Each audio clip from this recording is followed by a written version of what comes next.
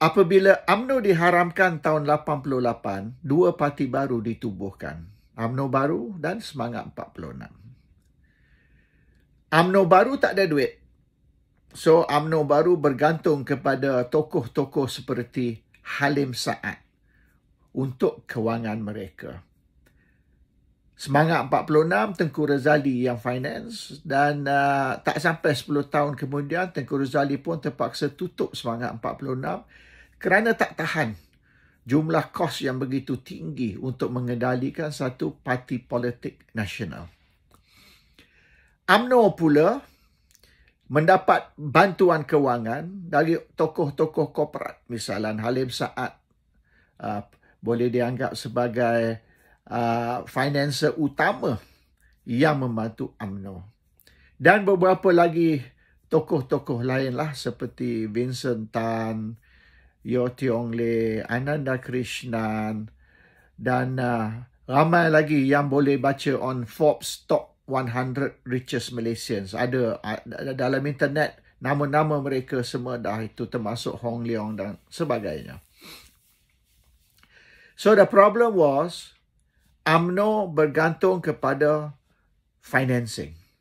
Dan dianggar bahawasanya UMNO perlu sekurang-kurang 2 bilion untuk pilihan raya dan lagi 1,5 bilion untuk membayar kos operasi dengan 20,000 lebih cawangan dan 191 bahagian. Kos UMNO tinggi, sangat-sangat tinggi. Dan kos pilihan raya lagi tinggi. So kalau UMNO tak boleh dapat boleh dikatakan 3 bilion setahun. 3 bilion tu 2 bilion untuk pilihan raya dan 1 bilion untuk kos mengendalikan operasi UMNO, maka UMNO cannot survive. Sebabnya PRU 15 baru ni UMNO terduduk. UMNO teruk menang hanya 26. Sebahagian daripadanya ialah tak ada duit. Walaupun itu bukan satu saja sebab, ada beberapa sebab lagi lah. Tapi sebab utama UMNO tak ada duit. Dan UMNO mula tak ada duit pada tahun 90-an. Dan apabila awal 90-an Mahathir dan Daim berperang, maka ramai yang menjadi mangsa, tokoh-tokoh korporat yang menjadi mangsa. Bila masuk tahun 2000, apabila Mahathir, tahun 2003, Mahathir serah kuasa kepada Abdullah Badawi, Mahathir pegang semua duit UMNO. Dan Daim juga pegang sebahagian lagi duit UMNO yang Daim telah melabur di luar negara. Dia beli bank di beberapa negara dan sebagainya. So Daim tahu bahayanya berperang dengan Perdana Menteri oleh kerana Perdana Menteri mampu sabotage bisnes-bisnes. So Daim ambil jalan selamat dengan transfer semua duit dia ke luar negara, beli bank di merata negeri, dan Mahathir kontrol semua duit dan menentukan siapa yang akan terima duit semasa pilihan raya atau bila-bila masa. So sekarang ni Mahathir tidak akan lepas duit kepada UMNO. In fact, masa Najib Perdana Menteri lagi, untuk pilihan raya tahun 2013, Mahathir tak mau bagi duit kepada UMNO sebab Mahathir marah dengan UMNO dan dengan Najib. Sebab Mukhriz bertanding ketua pemuda kalah, dia bertanding naik presiden UMNO kalah. Jadi Mahathir mula merajuk dan tak mau serah kewangan kepada UMNO. Maka Najib terpaksa mendapat bantuan kewangan dari Arab.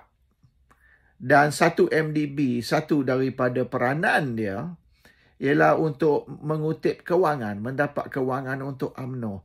Dan Mahathir sendiri kata, Najib ni belanja 2.6 bilion untuk pilihan raya tinggi sangat. Mahathir kata masa dia dulu hanya 1.5 bilion sahaja. Mahathir mengaku.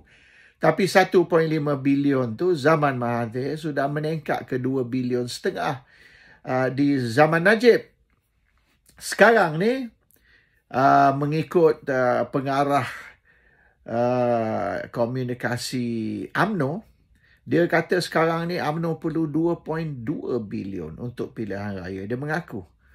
Lokman Adam lah. Dia mengaku, dia kata perlu 2.2 bilion. Kalau tak ada 2.2 bilion, susah. Jadi sekarang ni 6 pilihan raya negeri ni akan mengambil belanja expected lah dijangka dalam 0.5 bilion, 500 juta. Soalan dia, UMNO ada tidak 500 juta? Dan kalau UMNO tak ada 500 juta dan bantuan dari tokoh-tokoh korporat tidak lagi boleh dapat, maka sukar UMNO nak menang di 6 pilihan raya negeri akan datang. Oleh kerana tanpa duit, jentera tidak akan bergerak dan nampaknya sekarang ni pun cuma jentera pakatan dan jentera perikatan saja yang bergerak. Jentera Barisan Nasional tidur. Dan kalau ini berterusan, kita boleh anggap yang bukan saja UMNO kalah, tapi mungkin akan hilang deposit dalam 6 pilihan raya negeri yang akan datang. Jentera UMNO kata, no money, no talk, bullshit can walk.